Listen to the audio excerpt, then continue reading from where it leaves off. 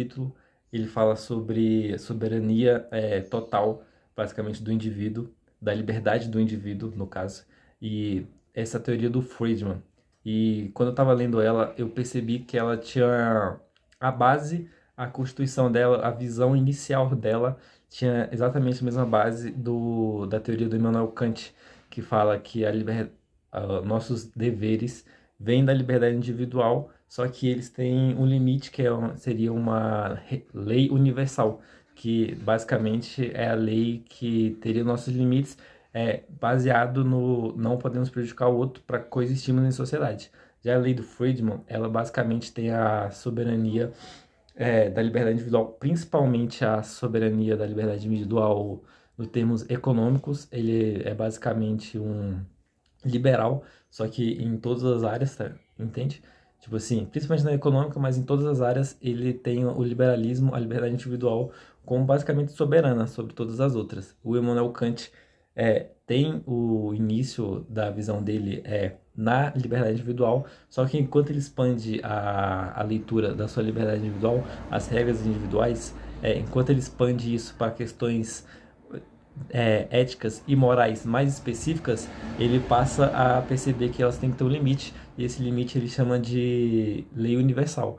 E eu acho que tá aí a principal diferença entre as duas, quando elas divergem, enquanto elas se expandem para princípios mais, casos mais particulares. Enquanto Friedman vê ela quase como eu já falei, soberana acima de todas as outras, ele não é a favor do salário mínimo, por exemplo, porque ele acha que o empregador tem que ter o direito de colocar o salário da forma que ele quiser. E é uma liberdade individual dele, assim como é uma liberdade individual de quem está sendo contratado a aceitar ou não esse caso. Ele é contra o uso de capacete, ele realmente tem a liberdade individual como o principal fio condutor da sua teoria. Já o Immanuel Kant fala da liberdade individual, fala que ela é o princípio e a base das outras regras, dos outros princípios e das leis naturais, mas ele, quando acha casos particulares de ética e de moral, ele pondera a questão de viver em sociedade, de coexistir em sociedade, porque ele pensa a gente também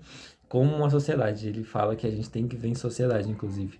Então, eu acho que essa é a principal diferença. E, dessa certa forma, essa ponderação do Immanuel Kant vai de encontro ao utilitarismo, que foi o que eu utilizei no meu resumo expandido. Que o utilitarismo já vai ao contrário do que cada um pensa. Eles começam a pensar sobre a teoria deles a partir da liberdade individual, a partir do indivíduo. Já o utilitarismo pensa a partir da sociedade, a partir do que vai ser mais benéfico para todo mundo. Como é que fala? Perdão.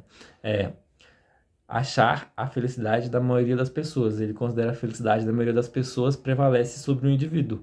Então, apesar de o Immanuel Kant e a teoria utilitarista do Mill virem de visões diferentes, totalmente diferentes, um pensa primeiro no coletivo e vai chegando aos casos particulares, o outro pensa no individual e vai chegando nos casos particulares para tomar sua decisão, elas convergem no momento em que elas pensam nos limites, que é a sociedade, é a felicidade de mais pessoas. Eu não posso causar infelicidade de outras pessoas apenas pela minha liberdade individual.